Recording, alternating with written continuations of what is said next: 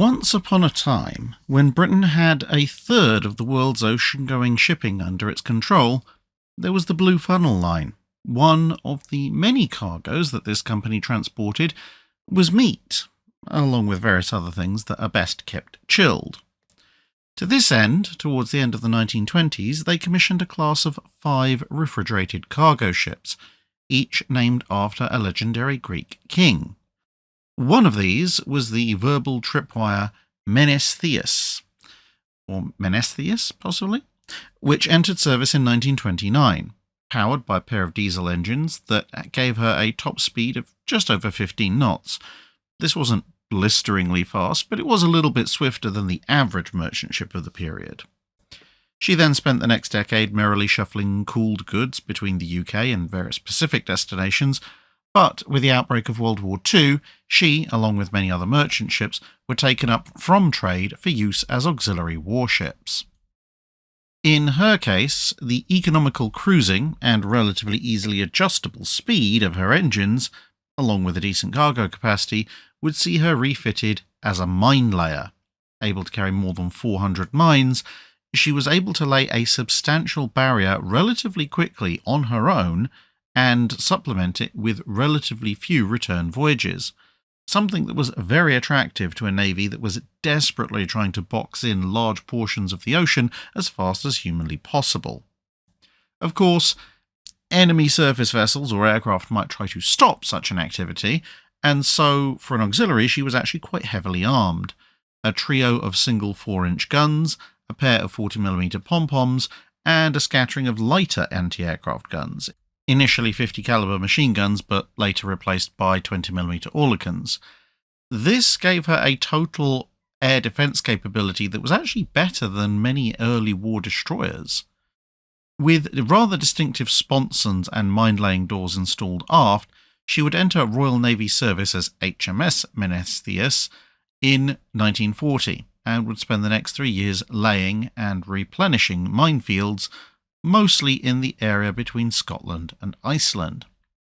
But as the fortunes of war shifted, the need for this role was diminishing, and the focus of the Royal Navy was increasingly turning towards the Pacific, as by the latter half of 1943, Italy, and along with it the Regia Marina, was out of the war, and the Kriegsmarine was down to a single operational capital ship, assuming it could find some fuel to run it.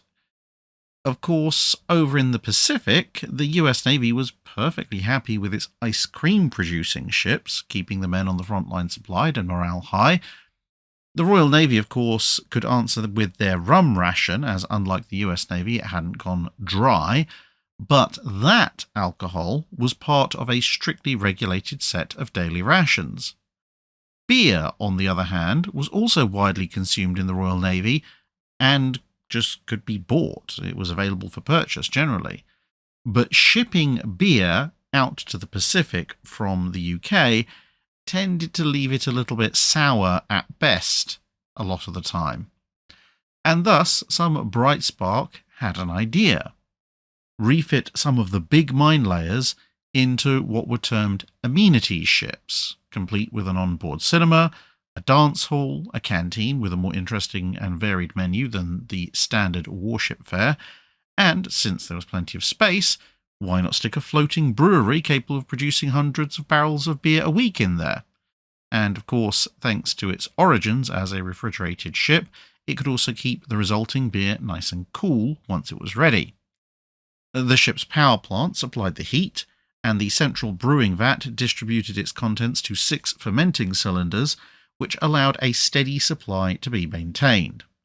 The hops and the malt, the solid ingredients, went in some of the surviving cargo spaces, and a water distillation plant which converted seawater into fresh water supplied the liquid component. Initially, the plan was for both Menestheus and her sister ship Agamemnon to be converted, but in the end only Menestheus was completed as such. The ship headed for the west coast of Canada to begin this process in 1944, but thanks to the rather extensive work needed, which included removing most of the mine-laying gear and installing another funnel, so for the brewery had somewhere to vent, amongst various other changes, meant that she wasn't actually ready to go until the day before the Japanese actually signed their official surrender document in September 1945. But all this effort wasn't going to go to waste. There were still holdout pockets of Japanese resistance to clear up, either with gunfire or by just taking their surrender individually. There was plenty of garrison and occupation work to do, and once a man's service was done, for those who were in for wartime service only, there was also a fairly long queue and wait time to be shipped back home. And so Menestheus spent the better part of a year providing all sorts of amenities and entertainment, but especially fresh beer, to British and any Allied sailors who could sneak aboard, if they could find out where the ship was docked in that week. But the Blue Funnel Line wanted to get back to work, and the U-boat offensive had quite badly drained Britain's merchant fleet. So by the end of 1946, she was on her way back to the UK to be decommissioned and returned to civilian life. Her 6-year career in the Royal Navy was now over. She would then re-enter the peacetime merchant navy in 1948 and was returned to her old trade routes for another 5 years before she was damaged beyond economical repair by a fire that started in her engine room.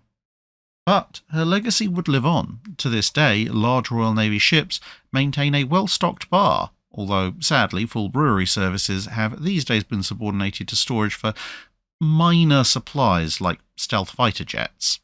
That's it for this video. Thanks for watching. If you have a comment or suggestion for a ship to review, let us know in the comments below. Don't forget to comment on the pinned post for dry dock questions.